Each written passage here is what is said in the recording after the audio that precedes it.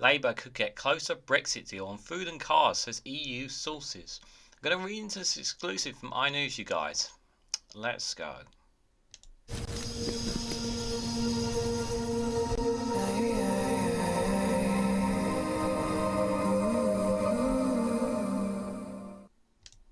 Good morning, good afternoon, good evening, wherever you are in the world. This is Reganelite here with an exclusive from iNews with the headline that Labour could get closer Brexit deals on food and cars, says EU sources. EU insiders are targeting 2026 trade deal review as a moment to boost relations if Keir Starmer's party wins the next election. Guys, while you're here, if you can hit the like button and share across social media so others are notified of this video. So, when I first saw this article, I'm gonna say I'm gonna be I'm a little bit skeptical of it because obviously, and he has only said on food and cars, so it's not saying like a massive trade deal overhaul here. It's saying specifically on food and cars, and I think in terms of especially for the manufacturing industry, I think this is actually a good thing if it's found out down the road it turns out to be true, which would be a great thing because our manufacturing has not been doing well since we've left the EU. It's been doing very poorly. Yes, of course, lots of sectors are doing well in particular, and we do need a renewed.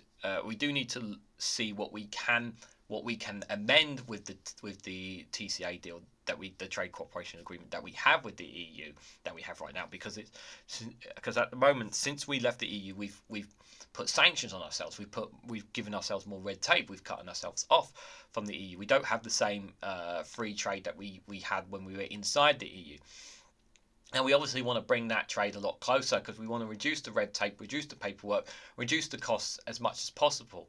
And I generally believe that Labour will try to do that. How they're going to be able to do that while still not joining the single market, not joining the EU, is obviously going to be one that we will continuously have this debate over. Now, we know one thing we do know is that Labour have insisted that they are not going back into the single market. They're not going back into the EU. They've made this point very clear. But that doesn't mean to say that they cannot change their position 5, 10 years, 15 years time, because it's very possible that within 5, 10, 15 years time their position could change, and it could very well change within the Conservatives. It may happen, it may not happen, but I do believe that we do need to look. I'm pretty sure that Labour have been looking at what they can do to try and help reduce, keep prices down on food and cars as well as other sectors. Now, obviously, they're saying that this is from an EU source. Whether this source is reliable or not is one thing to sure, but I do think it should give us some optimism, because we do need a little bit of optimism because things have been pretty crap right now in the UK. So I would say have a little bit of optimism, but don't assume that this is going to happen either. So let's just read what they have to say, guys. So the EU is set to offer Labour a reset of post-Brexit relations if Keir Starmer wins the next general election, the eye has been told.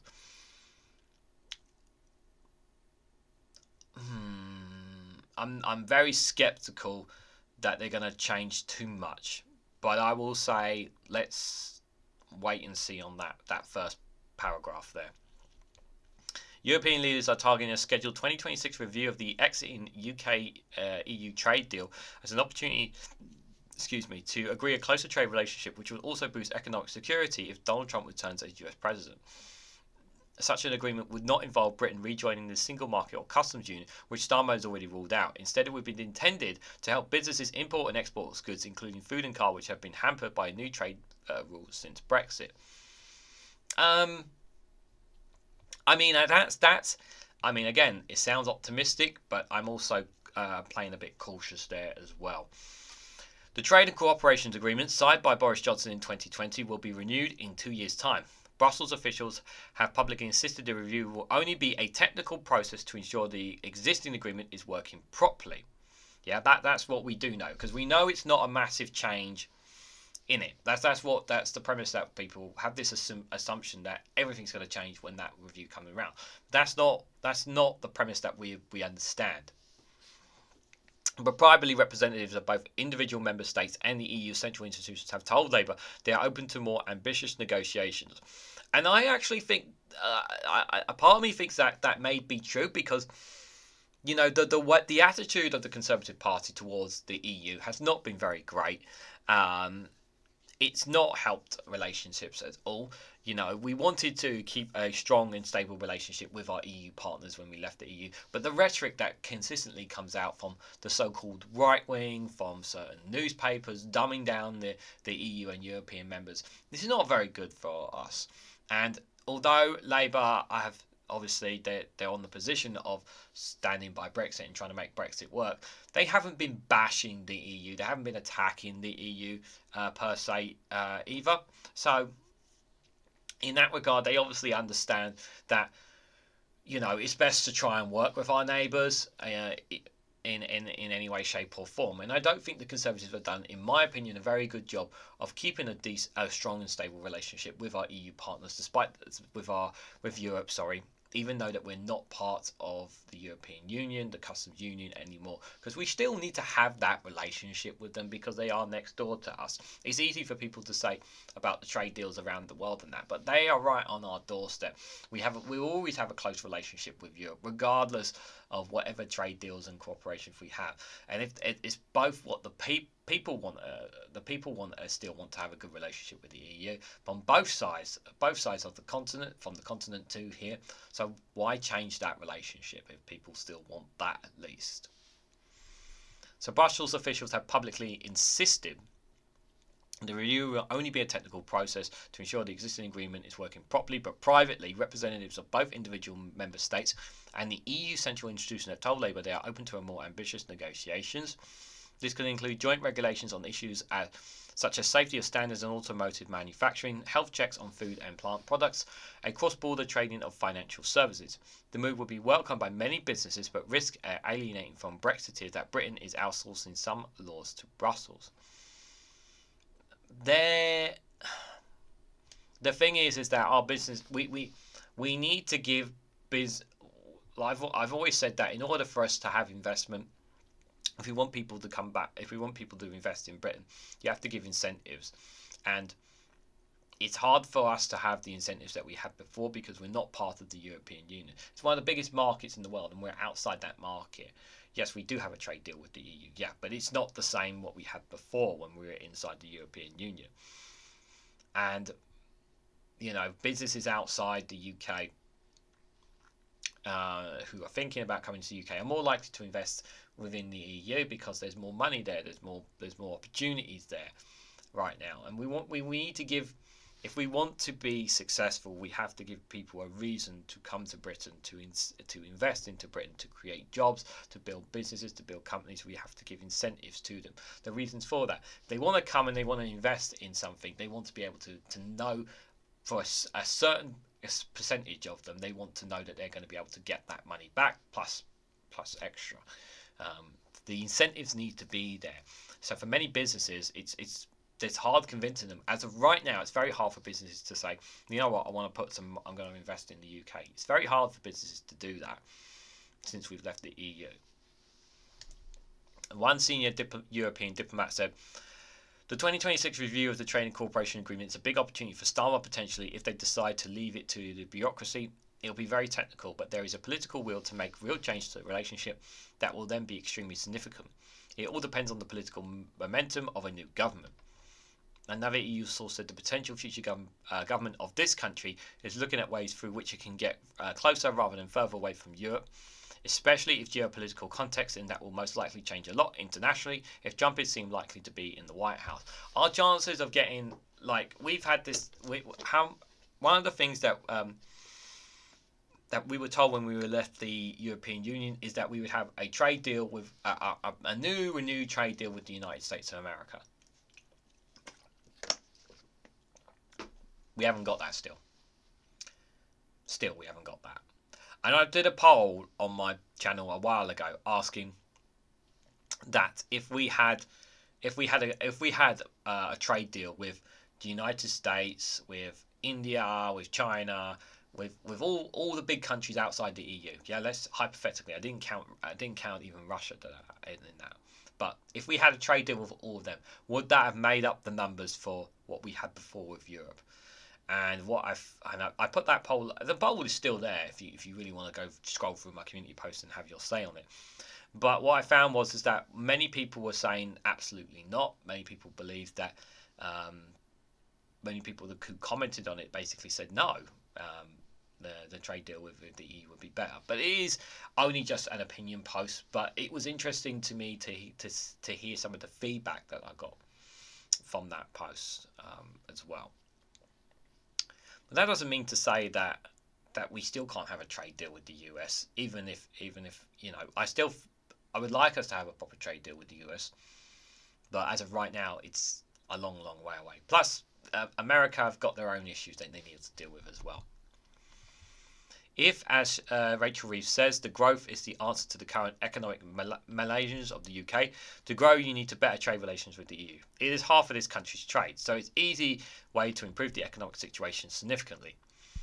The source suggests Britain and the EU could strike a deal on financial services as well as the imports of live animal, but warned, I don't think we're there yet. There's lots of ifs and buts. Like I said, there's stumbling blocks. In September last year, Starmer said he would seek closer ties with Europe if elected, but ruled out reversing Brexit. Nick Thomas-Symonds, Labour Shadow Cabinet Minister, said the Labour Party want to make Brexit work. We would aim to improve the UK's trade and investment relationship with Europe, including trying to negotiate a veterinary agreement to help tackle food inflation. With the war in Europe and increasing threats, Labour would seek to strike UK-EU defence and security pact to complement NATO and strengthen European security, as well as better coordination and policy to smash criminal people smuggling gangs. This would be within the Labour Party's clear red lines of no returns to the customs union and single market or freedom of movement. An incoming Labour government would reset relations with key European allies. The wider trade and cooperation agreement review could provide an opportunity to address some of the shortcomings in the Conservatives' deal. A senior Labour insider has said the main thing that businesses are asking for is stability and continuity, and a government won't try and pick fights. They insist that in government, Labour would not seek to diverge from EU regulations for the sake of it, saying the possibility of future divergence can be a real worry. For example, if you're an auto manufacturer, then your major market is the EU, and your main concern is things like safety standards where there is no reason to change.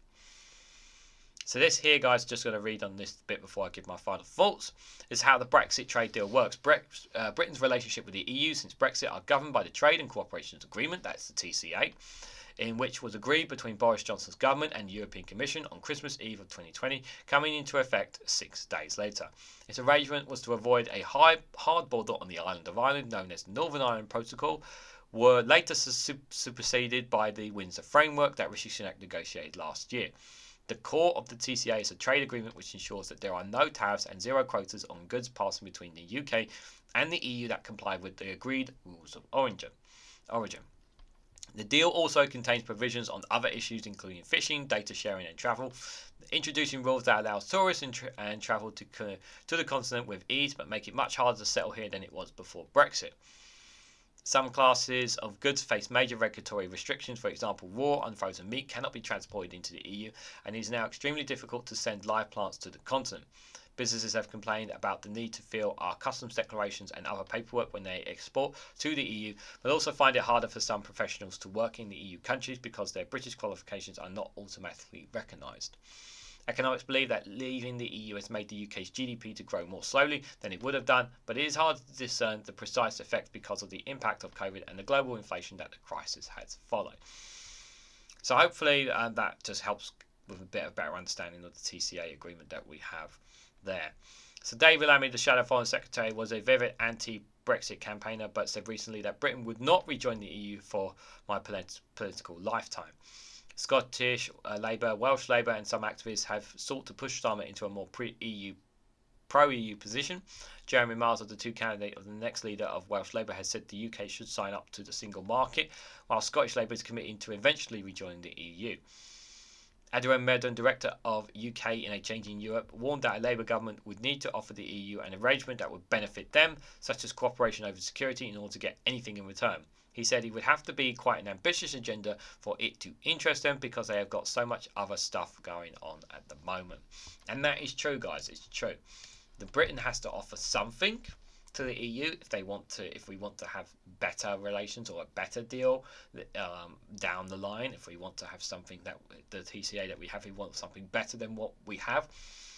You've got to give something. You can't just turn up expecting something for nothing. That's not how it's going to work. So I don't buy into the premise That David Lammy saying throughout his political that we would never happen in his political lifeline. I don't buy that for a moment, especially with as the next generation comes along. Like I said, in 10, 15, 20 years time, it may potentially that maybe there'll be more of that conversation. Like I said, it's a long way off, but in terms of obviously better trade and cooperation agreement, if we can get that with the EU, I think it would be great for the country.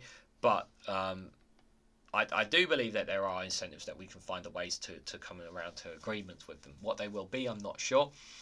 But without a shadow of a doubt, that the right wing media will definitely play on this, saying that they're betraying Brexit and whatnot, when they haven't, and they haven't joined the EU, and they haven't joined the single market and whatnot. But they will obviously try to paint that picture.